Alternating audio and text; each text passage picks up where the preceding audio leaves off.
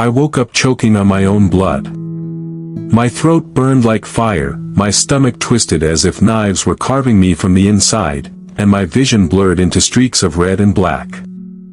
I staggered toward the bathroom, gripping the sink for dear life, and that's when I saw it, my face pale, my lips trembling, foam forming at the corners of my mouth. I thought I was dying. No, scratch that, I knew I was dying. And as I collapsed onto the floor, gasping, one horrifying truth slammed into me like a freight train: my wife poisoned me. Her name was Rachel. To the world, she was sweet, nurturing, the perfect wife. To me, she was the woman I gave my life to.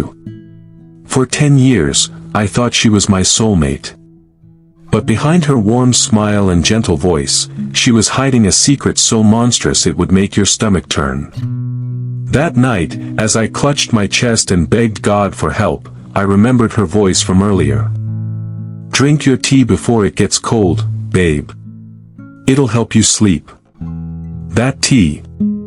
That damn tea. Somehow, my body fought through it long enough for me to call an ambulance. They pumped my stomach. I barely survived. The doctor told me I'd ingested enough rat poison to kill a dog. And when I asked Rachel what happened, she cried crocodile tears and gasped, "Oh my God, maybe it was something in the groceries." I wanted to believe her. But deep down, I knew the woman I loved was trying to bury me 6 feet under. I played dumb. I told her I was fine, that I believed her. But inside, I was plotting. I began checking her phone when she slept. At first, I found nothing. Then, one night, I scrolled too far back and found messages she thought were deleted. They weren't to a stranger. They weren't to some coworker. They were to my brother. Mike. My own flesh and blood. "Don't worry, baby," one message read. "He won't be a problem much longer." Another one, "Once he's gone, we'll finally be free to be together without sneaking around." And then the knife that tore through my soul: "I can't wait to wake up next to you every day. You're the one I should have married, not him. My wife and my brother. Behind my back.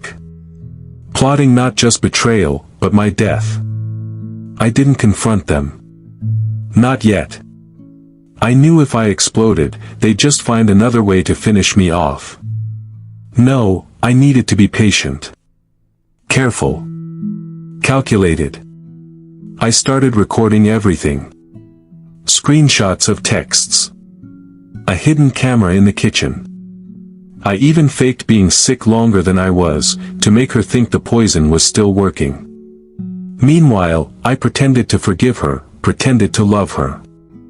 And she kept playing her role, sneaking off to grocery runs, whispering on the phone late at night when she thought I was asleep.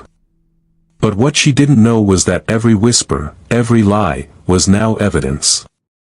One Saturday, I invited Mike over. Rachel thought it was her lucky day, both of us in the same room, and me acting clueless. She made drinks for us, her eyes glinting with that false sweetness that now made me sick. But this time, the glasses were switched. I watched as my brother lifted his cup and swallowed. I watched as Rachel's face shifted from delight to horror when she realized what had just happened. Within minutes, Mike was coughing, gagging, eyes bulging. He collapsed onto the floor, convulsing. "What did you do?" Rachel screamed. I pulled out my phone and pressed play. The recording of her voice filled the room. "Don't worry, baby, he won't be a problem much longer." Her face went ghost white. I didn't call an ambulance. She did. But by then, it was too late. Mike was gone. And the cops. They ate the evidence up like a feast. The texts, the recordings, the hidden camera footage. It painted a perfect picture: Rachel and Mike, conspiring to kill me for love. They didn't see a grieving widow. They saw a black widow. Rachel was arrested that night. The trial dragged on for months, but the evidence was overwhelming. She broke down in court, crying that she never meant for it to go this far. But the jury didn't buy it. She's serving 25 years. And me? I walked away scarred, but alive. People ask me why I didn't just leave when I found out. Why I didn't divorce her quietly. But let me tell you something, betrayal that deep, from the two people you trusted most, isn't something you walk away from. It's something you burn out of existence. My wife poisoned me. My brother betrayed me. They thought they'd get rid of me and ride off into the sunset together. Instead, one is rotting in the ground, and the other is rotting behind bars. And me? I rebuilt. Stronger. Wiser. Sharper. If you've ever been betrayed like this, don't think you're powerless. Sometimes the sweetest revenge isn't screaming or begging. Sometimes, it's letting them choke on their own poison.